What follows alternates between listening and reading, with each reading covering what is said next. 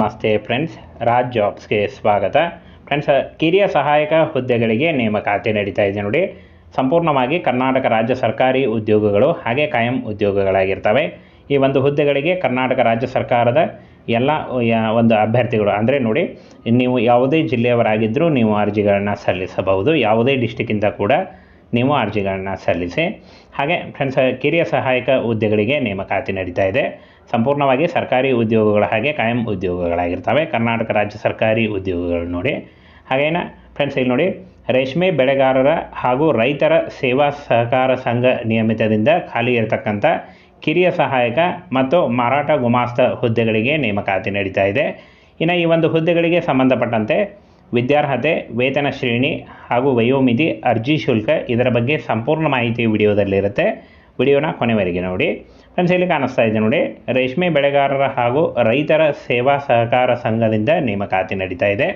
ಒಟ್ಟು ಹುದ್ದೆಗಳ ಹೆಸರು ನೋಡಿ, ಕಿರಿಯ ಸಹಾಯಕ ಮತ್ತು ಫ್ರೆಂಡ್ಸ್ ಮಾರಾಟ ಗುಮಾಸ್ತ ಹುದ್ದೆಗಳಿಗೆ ನೇಮಕಾತಿ ಇರುತ್ತೆ. ಒಟ್ಟು ಹುದ್ದೆಗಳು 5 ಹುದ್ದೆಗಳಿದ್ದಾವೆ.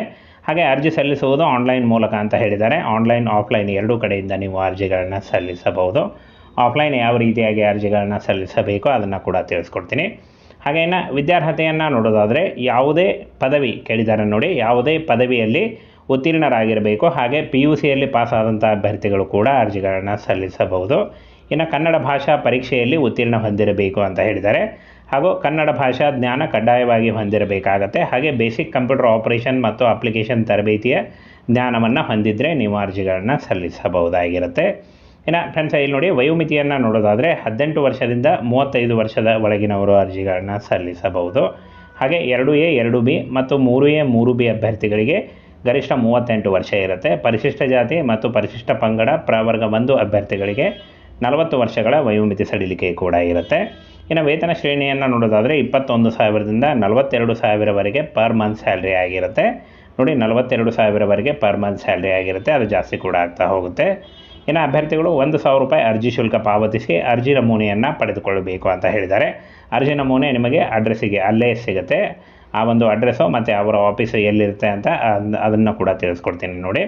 ಇನ್ನು ಆಯ್ಕೆ ವಿಧಾನವನ್ನು ನೋಡೋದಾದರೆ ಅಭ್ಯರ್ಥಿಗಳಿಗೆ ಲಿಖಿತ ಪರೀಕ್ಷೆ ನಡೆಸುವುದು ಮತ್ತು ಲಿಖಿತ ಪರೀಕ್ಷೆಯಲ್ಲಿ ಪಡೆಯಲಾದ ಅಂಕಗಳ ಆಧಾರದ ಮೇಲೆ 1:5 ಅನುಪಾತದಲ್ಲಿ ಸಂದರ್ಶನಕ್ಕೆ ಕರೆಯಲಾಗುವುದು ಅಂತ ಹೇಳಿದ್ದಾರೆ. ಲಿಖಿತ ಪರೀಕ್ಷೆಯಲ್ಲಿ ಪಡೆದಂಥ ಅಂಕಗಳ ಆಧಾರದ ಮೇಲೆ ನಿಮಗೆ ಸಂದರ್ಶನಕ್ಕೆ ಕರೆಯಲಾಗುತ್ತೆ. ಯಾವುದೇ ರೀತಿಯ ಲಿಖಿತ ಪರೀಕ್ಷೆ ಇರಲ್ಲ, ಕೇವಲ ಸಂದರ್ಶನ ಇರುತ್ತೆ.